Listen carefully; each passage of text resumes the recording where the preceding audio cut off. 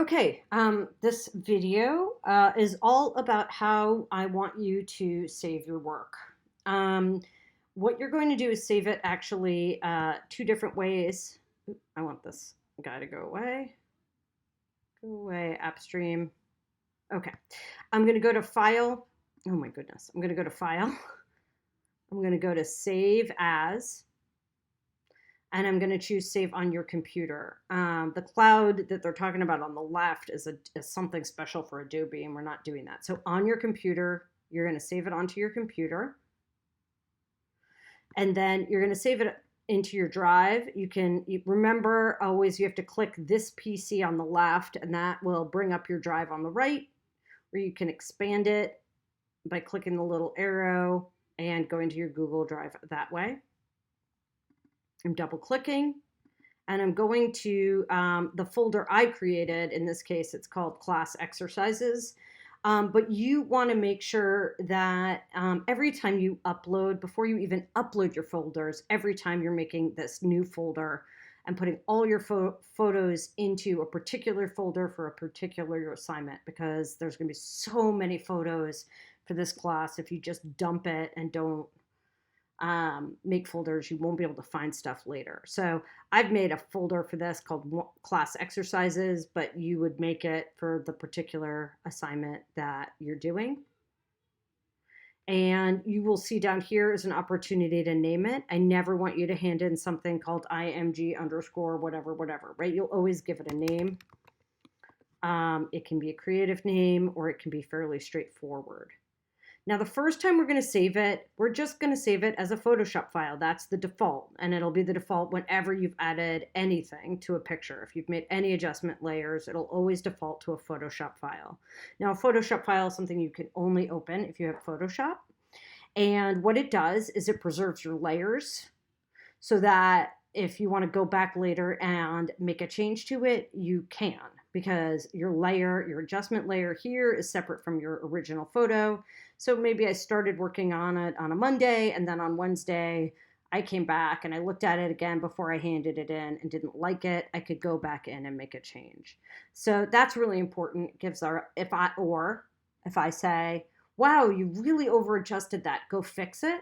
You would just open that Photoshop file, come in with your adjustment layer, and you'd be able to make a change. So the first one is a Photoshop file. Now, you would never hand in a Photoshop file to me, or if you're a professional photographer, you would never hand in a Photoshop file to a client because they're big, they're only readable in Photoshop, and people can mess with your stuff, basically. So, but for our purposes to be able to change it, first thing we save is this one.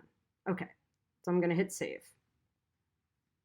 This pop-up comes up. You can either say, don't show this again, or just hit OK.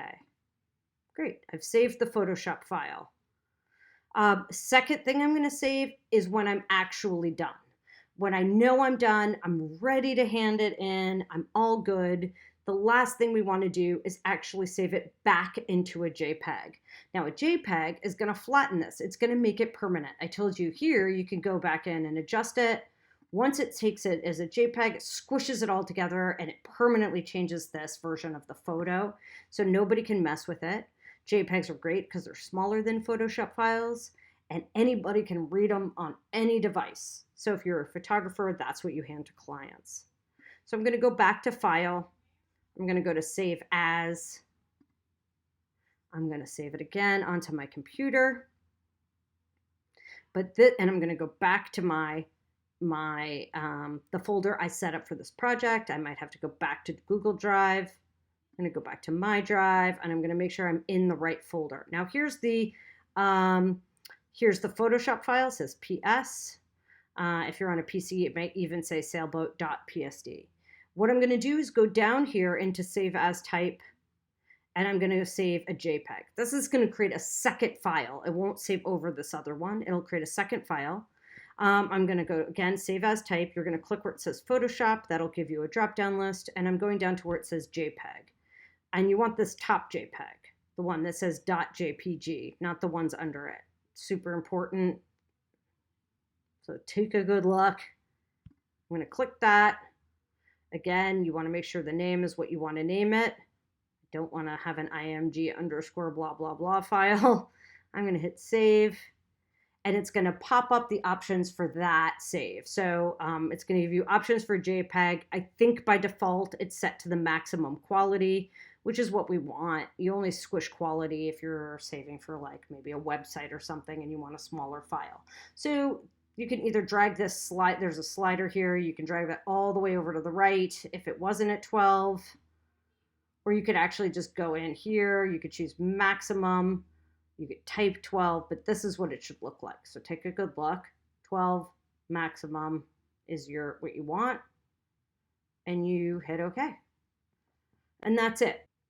So I've saved the JPEG, I've saved the Photoshop file, and now I'm done.